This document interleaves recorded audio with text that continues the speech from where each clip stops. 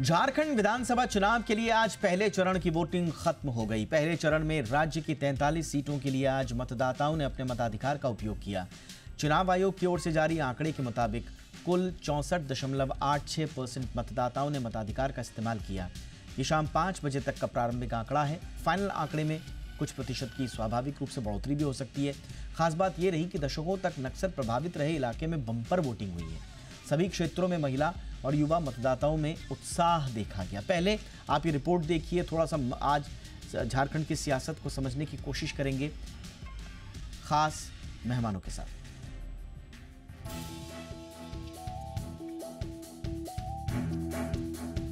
सियासत में कुछ भी संभव है। जी हाँ, क्या चंपई सोरेन हेमंत सोरेन के दोबारा सत्ता में आने का खेल बिगाड़ सकते हैं?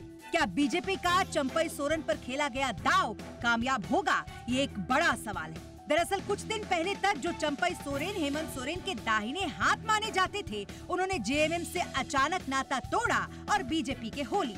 फिलहाल तो आज झारखंड विधानसभा चुनाव के पहले चरण की जिन 43 सीटों पर मतदान हुआ, उनमें से एक सीट यानी सरायकेला से झारखंड के पूर्व मुख्यमंत्री चंपई सोरेन भी मैदान में हैं। ऐसे में सवाल तो बनता है कि क्या चंपई सोरेन कोल्हान क्षेत्र में बीजेपी की नैया पार लगाने में कामयाब होंगे? अगर ऐसा होता है तो ये हेमंत सोरेन के लिए बड़ी राजनीतिक चोट होगी। कोयले की खान कहे जाने वाले झारखंड के चुनावी रण में दिग्गजों की कोई कमी नहीं है। तो चलिए अब हम आपको बताते हैं पहले चरण की हॉट सीट और हाई प्रोफाइल चेहरों के बारे में। झारखंड की राजधानी रांची से बीजेपी के उम्मीदवार सीपी सिंह चुनावी अखाड़े में हैं। उनका सीधा मुकाबला जेएमएम की उम्मीदवार महुआ माझी से है। सरायकेला से चंपई सोरेन के सामने जेएमएम के गणेश महली मैदान में है। पूर्वी जमशेदपुर में बीजेपी की पूर्णिमा दास साहू और कांग्रेस के डॉक्टर अजय कुमार में सीधी टक्कर है। तो वहीं पश्चिमी जमशेदपुर सीट से बीजेपी के सरयू राय और कांग्रेस के बन्ना गुप्ता सियासी पिच पर दांव आजमा रहे हैं। सीटों की संख्या के हिसाब से झारखंड भले ही छोटे राज्य में शुमार होता हो, लेकिन यहाँ के सियासी दंगल में बड़े बड़े सूरमा भी पटखनी खा जाते हैं। चलिए आज हुए पहले चरण की वोटिंग वाले 43 सीटों का समीकरण समझते हैं। झारखंड की 17 जिलों में से ये 43 सीटें आती, जहां इस बार मैदान में कुल 683 उम्मीदवार अलग अलग पार्टियों के झंडे तले या फिर निर्दलीय दांव ठोक रहे हैं। पहले चरण में 6 मंत्रियों की किस्मत वहां दांव पर लगी है। साथ ही चंपई सोरेन के रूप में एक पूर्व मुख्यमंत्री भी मैदान में है। पहले चरण में मतदाताओं की संख्या देखें तो कुल 1,37,00,000 से ज्यादा है, जो चुनावी रण के सियासी सूरमा की किस्मत का फैसला करेंगे। झारखंड के रण को जीतने के लिए पार्टियां जिन चुनावी मुद्दों का सहारा ले रही हैं, उनमें एनआरसी एक बड़ा मुद्दा है। इसके अलावा बांग्लादेशी घुसपैठिए, भ्रष्टाचार, अवैध खनन और बेरोजगारी भी अहम मुद्दा है। पहले चरण के मतदाताओं ने तो उम्मीदवारों की किस्मत ईवीएम में कैद कर दी, लेकिन 20 नवंबर को होने वाले दूसरे चरण की वोटिंग के बाद ही झारखंड की सियासी पिक्चर का द एंड होगा और 23 तारीख को जनादेश जनता के सामने होगा। ब्यूरो रिपोर्ट, जी मीडिया। बहुत खास मेहमान इस वक्त हमारे साथ जुड़ रहे हैं। वरिष्ठ पत्रकार आनंद कुमार इस वक्त हमारे साथ रांची से जुड़ चुके हैं। बहुत बहुत स्वागत है आनंद जी हमारे शो पे आपका। और हमारे साथ जाने माने पत्रकार और राजनीतिक विश्लेषक अकु श्रीवास्तव सर भी जुड़ चुके हैं। अकु सर, आपका भी बहुत बहुत स्वागत है हमारे शो पे। अकु सर, पहले मैं आप ही के पास आना चाह रहा हूँ। थोड़ा सा मैं राष्ट्रीय परिप्रेक्ष्य में ज़रा समझना चाह रहा हूँ कि झारखंड किस तरह से समझ में आ रहा है इस बार। वहाँ कुछ अनयूजुअल सा होने वाला है, जो परंपरागत रूप से जो बदलने की प्रक्रिया रही है सरकार की, वही होगा? कुछ बिटवीन द लाइंस, कुछ नए एनालिसिस अगर आपके ऑब्जर्वेशंस में आए हो सर? राजनीति में साहब सबसे पहले तो शगुन का बड़ा महत्व होता है। और लेकिन मेरा मानना है 13 तारीख का शगुन अपशगुन जो है, जिसके पक्ष में जाएगा उसके लिए शगुन ही शगुन है। तो आज 13 तारीख की वोटिंग जो है वो 43 सीटों पे जो चल रही है वो बहुत महत्वपूर्ण है। और बाकी जहाँ तक बात है राष्ट्रीय स्तर पर, तो झारखंड के चुनाव के पहले जो चुनाव हुआ था हमारे हरियाणा का, तो हरियाणा के चुनाव ने सबकी बोलती बंद कर दी है। और आलम अब ये है कि कोई भी बड़ा से बड़ा विशेषज्ञ और विश्लेषक अपने आप को कहलाने का दावा करने वाला ये कहने की स्थिति में नहीं है कि कुछ नहीं होगा या ये हवा ये चल रही है।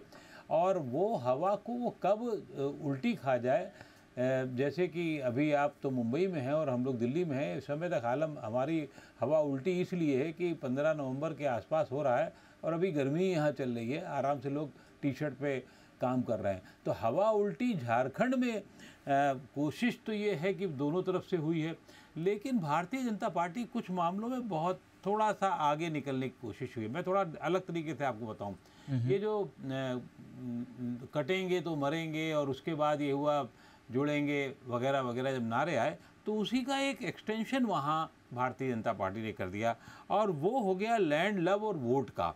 और लैंड लव और वोट का जो एक्सटेंशन हुआ उसकी वर्सेस हो गया आदिवासी अस्मिता का। आदिवासी अस्मिता आया जब हेमंत सोरेन को हटाया गया और फिर लाया गया तो उससे बना, लेकिन धीरे धीरे करके वो उसका जो उफान था वो कम हो गया है। और इस समय जितनी कोशिशें और जितनी बड़ी चीज़ें आदिवासियों के लिए उनके ज़मीनों के कब्जे को लेकर के, उनके बहकावे के साथ साथ उनके प्रेम को लेकर के और फिर शादी को लेकर के घुसपैठियों के साथ में हुआ है, वो एक बड़ा मुद्दा धीरे धीरे बनता हुआ नजर आ रहा है। अंदरूनी तौर पर वो वोट की काट करने के लिए काफ़ी हो रहा है। बिल्कुल सर, मैं यही चीज़ समझना चाहूँगा।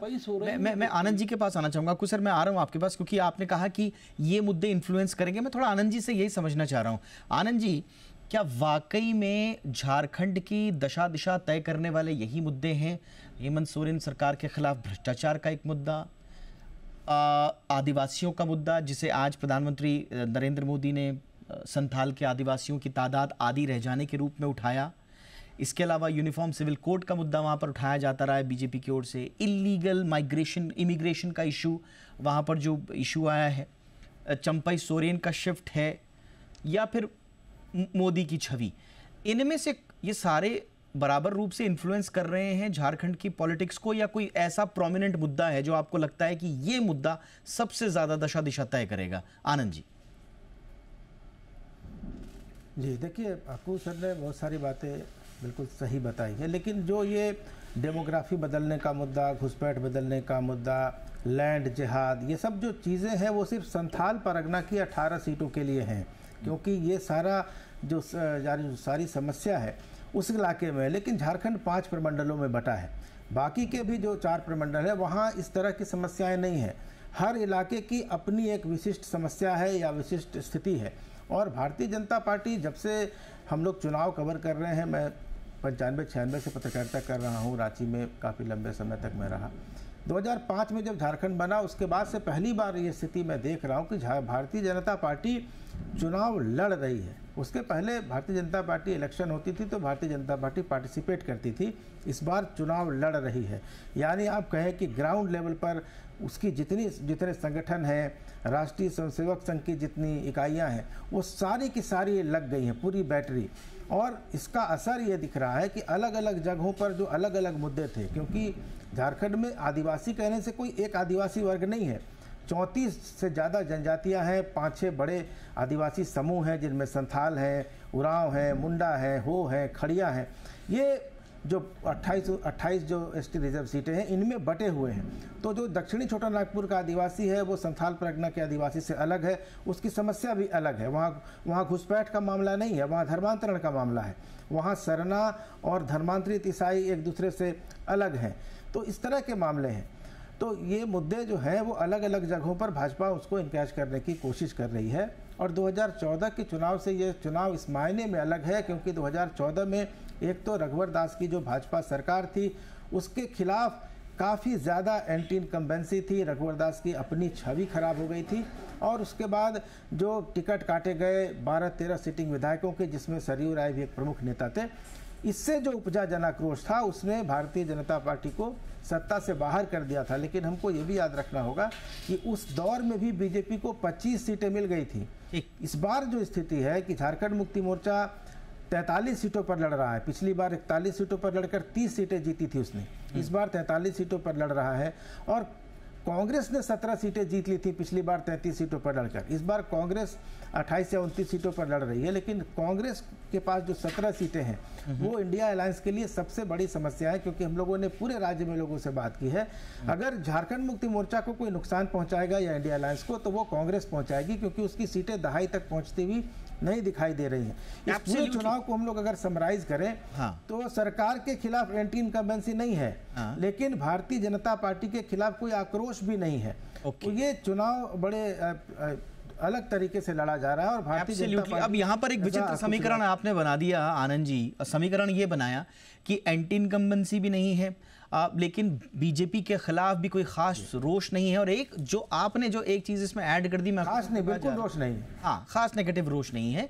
तो अगर और ऐसी स्थिति में जो आपने एक तीसरा पक्ष जोड़ा अकू सर, तीसरा पक्ष ये जोड़ दिया कि हो सकता है झारखंड मुक्ति मोर्चा का नुकसान कांग्रेस करे। तो इन तीनों समीकरणों को देखें कि भाई झारखंड मुक्ति मोर्चा अपनी जगह ठीक ठाक ही कर रही है, एंटी इनकम्बेंसी अगर नहीं है, बीजेपी भी अपनी जगह ठीक ठाक ही कर रही है, कोई खास नेगेटिव नहीं है। कांग्रेस आके जो इंडिया ब्लॉक की क्रेडिबिलिटी पर अगर बट्टा लगा रही है इस बात की, तो क्या ये क्या संकेत देते हैं सर? ये वाकई में ये इसका संकेत ये है कि भारतीय जनता पार्टी से लड़ने के लिए कांग्रेस इतनी आतुर नज़र आ रही थी कि उसने हर जगह बीते कुछ चुनावों में भी देख लीजिए, बिहार के चुनावों में जब इसके पहले जब विधानसभा का चुनाव हुआ था तो सीटें इतनी ले ली कि तेजस्वी यादव को बाद में पछताना पड़ा उसकी वजह से। यही काम उत्तर प्रदेश में भी हुआ था, 70 सीटें ले ली थी उसने, 70 में मिली कितनी थी ये हम सब जानते हैं। तो वहाँ की जो गलतियाँ की उससे कोई सीख नहीं ली कि हमारा अगर संगठन कमज़ोर है, हमारे अगर लोग कमज़ोर हैं, लेकिन अगर सिर्फ राहुल गांधी की न्याय यात्रा या राहुल गांधी के जो ऊपरी चमक दमक चल रही है उससे प्रभावित होकर के उन्होंने दबाने की कोशिश झारखंड मुक्ति मोर्चा को कर ली, उससे समझौता भी मतलब उसी तरीके से सीटें भी ले ली। अब उस सीटों को उसको नतीजों में कैसे बदलेंगे? अगर वो दहाई के अंक तक नहीं पहुंचते हैं, जिसकी अभी आज की तारीख में संभावना नहीं दिख रही है, जैसा कि हमारे साथी भी बता रहे थे, तो ऐसी स्थिति में नुकसान तो होगा इंडिया ब्लॉक का ही ना, INDIA का ब्लॉक का नुकसान होगा। और जब अगर किसी का नुकसान होगा तो फ़ायदा किसका होगा? दूसरे पक्ष का होगा। तो ये बहुत ऑब्वियस ही है। मैं भी अगर इस बात को कह रहा हूँ, समझने की कोशिश कर रहा हूँ, तो इसी आधार पर समझने की कोशिश कर रहा हूँ कि भारतीय जनता पार्टी तो बहुत एग्रेसिव है और उसकी जो संघ के साथ सिंक्रोनाइजेशन है, संघ वहाँ बहुत कार्य करता रहा है, चाहे वो वनवासियों के बीच में करता रहा हो, आदिवासियों के साथ करता रहा हो और स्तर पर करता रहा है। झारखंड में बहुत बड़ा काम हुआ, वहाँ असम और झारखंड 2 ऐसे राज्य रहे जहाँ बहुत बड़े स्तर पे काम किया गया है। तो वो उसको अब लगता है अगर सिंक्रोनाइज हो गई भारतीय जनता पार्टी के साथ में, जैसा कि हमारे साथी भी बता रहे थे, तो उसका लाभ मिल सकता है। अब रही बात की आदिवासी अस्मिता को लेकर के या और भी जो, क्योंकि कई हिस्सों में बटा हुआ है झारखंड, कई तरीके की समस्याएं हैं और कई तरीके का वहाँ समीकरण बनते हैं। अभी चंपई सोरेन का ही समीकरण नहीं है, अभी बहुत सारे समीकरण हैं वहाँ। बाहुबलियों का भी समीकरण काम करता है वहाँ, महिलाओं का भी समीकरण काम करता है। तो वो कौन किसके साथ में ज़्यादा ले जा सकता है, तो इस पर बहुत कुछ चुनाव पर निर्भर होगा। और मैंने कहा ना कि हरियाणा के बाद हम लोग बहुत सतर्क हो जाना चाहिए, ये भी एक बहुत ज़रूरी तथ्य है। एब्सोल्युटली, हरियाणा चुनाव के बाद सच में हर कोई एनालिसिस हम जब करते हैं तो उस एनालिसिस के बाद बीच में एक सब टेक्स्ट हमेशा चलता रहता है कि ये एनालिसिस क्या वाकई में रिजल्ट्स में कन्वर्ट होगी या नहीं होगी, और अगर वो एनालिसिस रिजल्ट्स में कन्वर्ट नहीं हो रही है तो शायद नब्ज़ जो आम जनता की ग्राउंड पर है उसको पकड़ने में एनालिसिस करने वाले लोग भी सफल नहीं हो पा रहे और पॉलिटिकल पार्टीज भी नहीं हो पा रही। लेकिन आनंद जी, क्या आप झारखंड में स्थिति क्रिस्टल क्लियर है या हमें एक सरप्राइज के लिए भी तैयार रहना होगा, या हरियाणा चुनाव के बाद जैसा आपका एनालिसिस है कि यहाँ से भी खुश नहीं है, सॉरी यहाँ से भी ज़्यादा रोशनी है, इधर से भी ज़्यादा रोशनी है, ऐसे ही कट टू कट एज पे चल रही हैं सारी चीज़ें, कुछ कह नहीं सकते? नहीं, देखिए मैं एकदम बिल्कुल अभी आपको स्पष्ट बताता हूँ। आज का जो चुनाव हुआ, आज की जो वोटिंग है 43 सीटों पर, बीजेपी निश्चित रूप से फ़ायदे में है। और अगर ये ट्रेंड दूसरे राउंड में चलेगा तो सरकार बनाने के बहुत नज़दीक पहुँचते हुए आपको दिखाई देगी।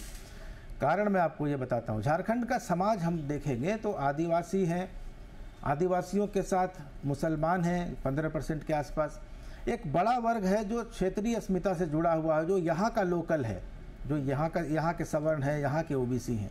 लेकिन इसके साथ एक बड़ी आबादी है जो बिहार में अपने इस बिहार राज्य में रहती थी, झारखंड के इलाके में राज्य बट गया, वो इधर रह गए, लेकिन यहाँ उनको बाहरी कहा जाता है। और एक वर्ग है जो बाहर से, यूपी से या देश के अन्य राज्यों से काम करने के लिए, जैसे बोकारो स्टील, टाटा स्टील जैसी कंपनियों में काम करने के लिए आया है। तो यहाँ की जो क्षेत्रीय अस्मिता थी 2014 में, आदिवासी मूलवासी जो यहाँ के लोकल्स हैं और मुसलमान, ये वोट मिलकर हेमंत सोरेन को सत्ता में ले आए थे, क्योंकि रघुवर दास सरकार के खिलाफ भारी एंटी इनकम्बेंसी थी, युवाओं का रोष था नौकरियों को लेकर। अब वो युवाओं का वो रोष है वो हेमंत सोरेन सरकार की तरफ चला गया है, वो गुस्से का निशाना बन रहे हैं। तो और पिछली बार जो आदिवासी सेंटीमेंट के अलावा जो रीजनल सेंटीमेंट हेमंत सोरेन के साथ था, इस बार वो रीजनल सेंटीमेंट डिटैच हो गया है, वो भाजपा के पक्ष में दिखाई दे रहा है। तो और दूसरा एक नारा जो बटोगे तो कटोगे वाला है, वो खास करके शहरी इलाकों में बहुत असर कर रहा है। तो ये सब चीज़ें मिलकर भाजपा को एक फायदे की स्थिति में ला रही है। दूसरा, कोल्हान में चंपई सोरेन की बहुत बात होती है। चंपई सोरेन का इफेक्ट उतना ज़्यादा नहीं है, वो एक मैसेज देने के लिए किया गया कि झारखंड मुक्ति मोर्चा या हेमंत सोरेन सरकार के अंदर सब कुछ ठीक नहीं है और वे अपने लोगों की इज्जत नहीं करते, वफादार लोगों की कदर नहीं करते। लेकिन आप देखिए कोल्हान की सीटें जीतने के लिए बीजेपी ने क्या किया। 18 सीटों में 10 सीटों पर 14 सीटों में 10 सीटों पर बीजेपी लड़ रही है, 4 सीटें एलाइज के पास हैं। इन 10 सीटों में 5 सीटें पूर्व मुख्यमंत्रियों के पास हैं। मधु कोड़ा की पत्नी जगन्नाथपुर में चुनाव लड़ रही हैं, सरायकेला में चंपई सोरेन खुद चुनाव लड़ रहे हैं, घाटशिला में उनके बेटे बाबूलाल सोरेन चुनाव लड़ रहे हैं, जमशेदपुर पूर्वी में रघुवर दास की बहू चुनाव लड़ रही हैं और पोटका में अर्जुन मुंडा की पत्नी चुनाव लड़ रही है। ये सब मुख्यमंत्री रहे हैं। तो आप देखिए कि कितनी मेहनत की गई। और एक तो भारतीय जनता पार्टी में गुटबाजी का बड़ा होता था कि ये नेता उसको हरवाएगा, अपना गुट आगे बढ़ाएगा। इस बार बीजेपी ने सारे नेताओं को एक एक सीट देकर उनको वहाँ बिठा दिया कि आप अपनी सीट निकालिए, कैंपेन हम चला लेंगे, हिमंता विश्व शर्मा हो, शिवराज सिंह चौहान हो या दूसरे बड़े नेता हो। तो इस तरह की स्ट्रेटेजी बीजेपी ने इस बार आजमाई है और बड़े नेताओं को कहा गया कि आप इतने बड़े नेता हैं तो आप एक सीट निकाल कर हमें दे दीजिए। तो जो एक एक सीट पर बीजेपी ने इस बार काम किया है वो इंडिया अलायंस करने में विफल रहा है। कल्पना सोरेन एक बड़ी नेता के रूप में उभरी हैं, बहुत लोकप्रिय रही हैं, भीड़ भी जमा कर रही हैं, पर वो भीड़, हर भीड़ वोटर नहीं होती है, हम सब जानते हैं। और दूसरी बड़ी बात कि गली गली में आप देखिए हर दूसरे दिन भाजपा का कोई बड़ा नेता, अमित शाह हो, मोदी जी की 3 सभाएं हो चुकी हैं, लेकिन राहुल गांधी की 2 सभाएं हुई और दोनों उतनी कारगर नहीं रही। तो कांग्रेस जिस फ्रंट पर लड़ रही है वो बहुत कमज़ोर फ्रंट है। तो झारखंड मुक्ति मोर्चा भले 30 सीटों में बहुत नुकसान ना हो, 27 सीटों पर आ जाए या 28 सीटों पर आ जाए, लेकिन जेएमएम 17 सीटों से अगर 8 से ऊपर बढ़ गया तो मुझे बड़ा आश्चर्य होगा। और यही जो डिफरेंस 11-12 सीटों का है वो इंडिया को सत्ता की तरफ ले जाता हुआ मुझे आज की तारीख में दिखाई दे रहा है। Absolutely. Most importantly last time भी एक बात और जोड़ देता हूँ। हाँ, एक बात और जोड़ता हूँ, हरियाणा का जिक्र हो रहा था। हरियाणा में एक बड़े लंबे समय से हल्ला हो रहा था कि नहीं कांग्रेस आ रही है, कांग्रेस आ रही है। मैं बताऊँ झारखंड में चुनाव की घोषणा होने के बाद तक झारखंड में ये बातें चल रही थी कि नहीं हेमंत सोरेन सरकार रिपीट कर रही है। दिवाली तक ये चल रहा था कि हेमंत सोरेन सरकार रिपीट कर रही है, लेकिन दिवाली के बाद और छठ के बाद खास करके ये पूरा परिदृश्य बदल गया, पूरी हवा बदल गई है। और झारखंड में अभी मैं कोल्हान के जिस इलाके में बैठा हूँ, यहाँ कम से कम 6 सीटें ऐसी हैं जहाँ बीजेपी आसानी से सीट जीत रही है, 2 सीटों पर कड़ा मुकाबला है। तो ये स्थितियाँ हैं। ओके, तो क्या अक्कू सर हम इसे ये माने कि बीजेपी, अगर जैसा आनंद जी का विश्लेषण अभी कह रहा है कि बीजेपी अभी एक एज ले रही है, थोड़ा सा विश्लेषण अब हमारे लिए मुझे लगता है क्लियर हो रहा है क्लैरिटी के साथ, तो क्या ये माना जाए कि बीजेपी ने जो फोकस रखा है इस बार झारखंड में ट्राइबल और सिक्योरिटी कंसर्न्स को मद्देनजर रखते हुए वो काम करेगा? क्योंकि सिमिलर 2022 में सिमिलर इश्यूज के साथ आसाम में भी उतरी थी बीजेपी और वो जो टेस्टिंग वाटर्स थे वो बिल्कुल सही साबित हुए बीजेपी के लिए। इलीगल माइग्रेशन इम्पैक्टिंग डेमोग्राफी का इशू, मुझे लगता है कि एक कंसोलिडेशन बहुत अच्छे से हुआ रीजनल आइडेंटिटी के साथ। तो ये एक्सपेरिमेंट आसाम जैसा सिमिलर झारखंड में जो इस बार बीजेपी ने किया है, क्या वो काम कर रहा है अगर आनंद जी का एनालिसिस हम सही माने? बिल्कुल ठीक है बात कह रहे हैं आनंद जी भी, बिल्कुल वही बात कह रहे हैं जो हम लोग आपस में बात कर रहे हैं, उसी तरीके से है मामला। असल में असम और झारखंड भारतीय जनता पार्टी या ये कहें कि भारतीय स्वयंसेवक संघ के लिए वो एक बड़े केंद्र रहे हैं, जहां उन्होंने काम किया है, जहां उन्होंने अपने आप को स्थापित करने की कोशिश की है। और ये 1-2 दिन का काम नहीं है। असम में काम जो है 20 साल से संघ कर रही है और उसी तरीके से झारखंड में भी कर रही है। तो वो काम का असर अब निकालने की कोशिश हो रही है। और दूसरा ये जो मैंने पहले कहा, बटेंगे तो कटेंगे को और एक्सटेंड कर दिया है, उसको एक स्पेसिफिक कर दिया है। स्पेसिफिक करने से उसका उनको लाभ मिल रहा है। और लाभ की जो आनंद जी क्योंकि वहाँ बैठे हुए हैं इसलिए वो बता सकते हैं कि कोल्हान इलाके में या बाकी जगह पर पिछले 10 दिनों में अगर 15-17 दिनों में ये बदलाव देखने को मिल रहा है दीपावली के बाद से, तो एक वो रफ्तार अगर है तो वो अब धीरे धीरे वो आंधी बन सकती है। क्यों? क्योंकि जब मतदान में भी यही होता है और मतगणना में भी ये होता है, जब एक प्रक्रिया चलती है तो वो धीरे धीरे बढ़ती चली जाती है। एक गिरावट होती है तो शेयर मार्केट की तरीके से अभी पिछले 5 दिनों से जो आपका चल रहा है मामला गिरने का, वो हो रहा है। जब बढ़ने का सिलसिला आएगा तो बढ़ेगा। तो ये जो मतदाता का मन जो है ना, वो उस हवा में चलता है, वो पुरानी बातें भूल जाता है और नए सिलसिले में, नए नैरेटिव्स में काम करता है। और इस समय सर्वाधिक चर्चित नैरेटिव बटेंगे तो कटेंगे है। एब्सोल्युटली। बट एक इम्पॉर्टेंट चीज़ आनंद जी, थोड़ा सा इसी को ही एक्सटेंशन में क्योंकि इसमें एक काउंटर आर्ग्यूमेंट ये दिया जाता है कि साहब सिमिलर पैटर्न पे बीजेपी पश्चिम बंगाल में भी उतरी थी, सिमिलर इश्यूज पे, रीजनल इंटीग्रिटी और सिक्योरिटी के इशू पे, वहाँ पर कामयाबी उतनी मिली नहीं। तो क्या अलग है झारखंड, सिमिलर है ज़्यादा असम के, थोड़ा अलग अगर बंगाल से है तो क्यों? देखिए, एक तो झारखंड बंगाल और असम से अलग इसलिए है क्योंकि झारखंड भारतीय जनता पार्टी की ज़मीन रही है। यहाँ भारतीय जनता पार्टी सिर्फ 2019 के चुनाव में बहुत सारे कारण थे जिनकी वजह से भारतीय जनता पार्टी सत्ता से बाहर हो गई थी। नहीं तो आप देखेंगे 2000 में जब से राज्य बना है तब से हर सरकार हर टेन्योर में 2005, 2002 से 2000 से 2005, 2005 से 2009, 2009 से 14, 14 से 19, तो ये इस दौरान लगातार भाजपा सत्ता में रही है।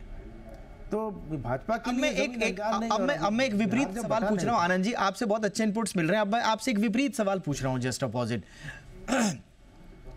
अब अगर, क्योंकि आजकल कुछ भी हो जा रहा है, रिजल्ट्स कुछ और आ रहे हैं, एनालिसिस कुछ और कहते हैं, इसलिए मैं कह रहा हूँ अगर आज की वस्तु स्थिति के हिसाब से झारखंड में झारखंड मुक्ति मोर्चा और इंडिया गठबंधन की सरकार बन जाती है, तो वो कौन से फैक्टर्स होंगे जो सरकार बनाने की स्थिति में उसको ला छोड़ेंगे? कुछ पॉजिटिव्स हैं उनकी तरफ? देखिए, 1-2 पॉजिटिव्स हैं, इसमें कोई संदेह नहीं है। एक तो उन्होंने जो स्कीम शुरू की चुनाव के ठीक 4 महीने पहले, मैया सम्मान योजना, 1000 रुपये दिए जाते हैं 18 साल से 50 साल तक की महिलाओं को, वो स्कीम, और कल तक, यानी आज मतदान हुआ है, कल भी उसकी एक किस्त आई है। अब चुनाव आयोग इस पर क्या करता है, बीजेपी ने शिकायत की इसकी। तो ये एक 4-5 महीने में एक योजना है जिसको बहुत पॉपुलैरिटी मिली है और इसको कहा जा रहा है कि योजना गेम चेंजर हो सकती थी। अभी कितनी साबित होगी इसको तो चुनाव में देखना होगा। और दूसरा है कल्पना सोरेन का उभार। हेमंत सोरेन जब जेल में थे उस दौरान कल्पना सोरेन राजनीति में आई और जिस तरह से उनको लोकप्रियता मिली, राष्ट्रीय स्तर पर लोकप्रियता मिली है, उनकी चर्चा हो रही है। तो एक वो फैक्टर है क्योंकि वो महिलाओं के लिए, और ख़ास करके झारखंड जैसे इलाके में, पिछड़े इलाके, आदिवासी इलाके में जहाँ महिलाएं राजनीति में उस तरह से सक्रिय नहीं है, कल्पना सोरेन बिल्कुल एक अलग अंदाज में दिखाई देती हैं और 3-4 भाषाएं बोल लेती हैं, इंग्लिश, हिंदी, उड़िया, बंगला। तो लोगों का कनेक्ट, उनकी तरफ रुझान है। लेकिन ये सिर्फ आकर्षण है या वोटों में बदलेगा, इसका आकलन अभी होना बाकी है। इसका आकलन नहीं हुआ है। लोकसभा से भी तुलना करें तो बीजेपी ने 3 सीटें गंवाई ज़रूर, लेकिन वो करीब आजसू और बीजेपी मिलाकर 51 सीटों पर आ गए थे विधानसभा की। तो कल्पना सोरेन का इफेक्ट कितना असर डालेगा, और अगर लोकसभा का ट्रेंड भी हम मान के चले तो भी बीजेपी को बहुत ज्यादा नुकसान होता हुआ चुनाव में दिखाई नहीं दे रहा है। हाँ, लेकिन एक इंटरेस्टिंग कैच इसमें ये है आनंद जी कि भले ही विधानसभा चुनाव के मुकाबले, अक्कू जी मैं आपके पास भी आ रहा हूँ सर, और इनफैक्ट अक्कू सर आप ही से मैं आ रहा हूँ, ये पिछली बार के विधानसभा चुनाव के मुकाबले इस बार के लोकसभा चुनाव में बीजेपी का वोट प्रतिशत बढ़ा है, लेकिन 2019 के अगर आप लोकसभा चुनाव के कंपैरिजन में अगर बीजेपी का वोट प्रतिशत 2024 में देखेंगे तो वो घटा है, 8-9% उसमें घटा है वो। तो क्या ये डिक्लाइनिंग फेज में रहेगा? आप इसको किस तरह से देख रहे हैं? ये कंटिन्यूएशन होगा, ट्रैजेक्टरी अपवर्ड्स रहेगी वोट शेयर की, या डाउन जाएगी? मुझे लगता है कि 2024 का जो चुनाव हुआ लोकसभा वाला, वो उसका फेज़ अब ख़त्म हो गया और अब आगे के फेज़ हैं जिसमें काम अलग तरीके से हो रहा है। जैसे कि आनंद जी ने कहा कि झारखंड में भारतीय जनता पार्टी चुनाव हारने के बावजूद भी 51 सीटों पर आगे थी। अब सवाल ये है कि जो लोकसभा राज्यसभा में जो अंतर होता है वो विधानसभाएं छोटी होती हैं और सीधा इम्पैक्ट वाली ज़्यादा होती हैं।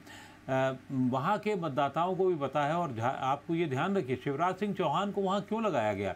शिवराज सिंह चौहान को ये जो बच्चियों को, महिलाओं को पैसा देने का काम शुरू किया गया, उसकी काट करने के लिए किया गया। शिवराज सिंह चौहान वहाँ लाडली योजना के जनक रहे हैं। हर स्टेट ने उसको फॉलो किया। हर स्टेट अब महिलाओं को पैसा बढ़ाते हुए नज़र आ रही है, हर पार्टी बढ़ाते हुए नज़र आ रही है। शिवराज सिंह चौहान ये वायदा करके आए हैं कि हम जो 1000 रुपये मिल रहा है उसको 2100 रुपये, और कभी कई जगह तो 2500 रुपये की बात हुई, क्योंकि कह रहे हैं मध्य प्रदेश में अभी भी मिल रहा है, वहाँ डिलीवरी हो चुकी है। ये डिलीवरी का विश्वास जो है महिलाओं को शायद हो सकता है भारतीय जनता पार्टी के पक्ष में कर दे। दूसरी बात एक थी, बंगाल में क्या है, क्यों नहीं कर पाए, और यहाँ क्या। बंगाल का चरित्र अलग है। बंगाल में सत्ता से जुड़ने और सत्ता के बाद जो, क्योंकि बहुत आक्रामक लड़ाई होती है वहाँ अगर आप पक्ष में विपक्ष में नहीं हैं और तो आपको बचना मुश्किल होता। तो कई नेता, बड़े नेता, सांसद, विधायक फौरन उस सत्ता पक्ष में चले आते हैं उस दिन, कुछ दिनों के लिए, जब तक कोई दूसरा चुनाव ना हो।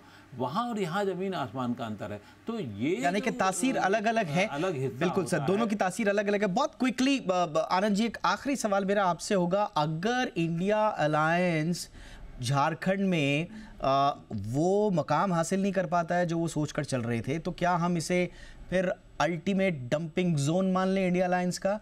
क्योंकि बाकी जगह तो आपको उत्तरोत्तर सिर्फ नाकामयाबियां ही हासिल हुई हैं। ऐसा तो नहीं कि बस ये आखिरी वो मौका है, वो क्षण है जब यहाँ से सिर्फ टूट और बिखराव ही होगा। जी बिल्कुल, आप बिल्कुल सही कह रहे हैं। मुझे भी यही दिखाई दे रहा है कि यहाँ देखिए, मैं पहले भी कह चुका हूँ कि झारखंड मुक्ति मोर्चा को कोई नुकसान नहीं होगा। बहुत ज़्यादा नुकसान होगा तो उनको 2-3 सीटों का होगा। लेकिन एक बात ये समझ में उनको आ जाएगी कि हम सत्ता से अगर बाहर हो रहे हैं तो किसकी वजह से हो रहे हैं। कांग्रेस की वजह से बाहर होंगे, अगर सत्ता से बाहर होंगे तो निश्चित रूप से अगर जब क्षेत्रीय पार्टियों को ये समझ में आ जाएगा कि हमारा वोट बैंक लेकर ही कांग्रेस हमारे ऊपर शासन करती है या हमें अपने हिसाब से चलाने की कोशिश करती है, तो वे ज़्यादा अधिकारों की मांग करेंगे, ज़्यादा अच्छी पोजीशनिंग की मांग करेंगे।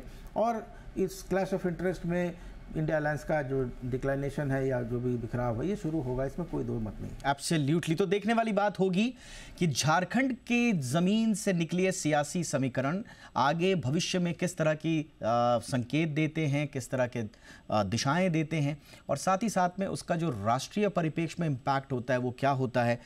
बहुत ज़्यादा अगर आप इन मीडिया में और कवरेज में अगर आप एनालिसिस करेंगे तो महाराष्ट्र वर्सेस झारखंड में झारखंड का चुनावी एनालिसिस कहीं बहुत दबा जा रहा था, उसको उतना ज़्यादा मौका नहीं मिल रहा था। इसलिए हमने आज थोड़ी सी विस्तृत और व्यापक चर्चा करने की कोशिश की हमारे दोनों विद्वानों के साथ। उम्मीद है हमारे दर्शकों को कुछ इंसाइट्स मिले होंगे झारखंड के बारे में। ये चर्चा हम आगे भी जारी रखेंगे वक्त वक्त पर। बहुत बहुत शुक्रिया अकुश श्रीवास्तव सर वक्त निकालने के लिए। आनंद कुमार जी, बहुत बहुत शुक्रिया आपका भी।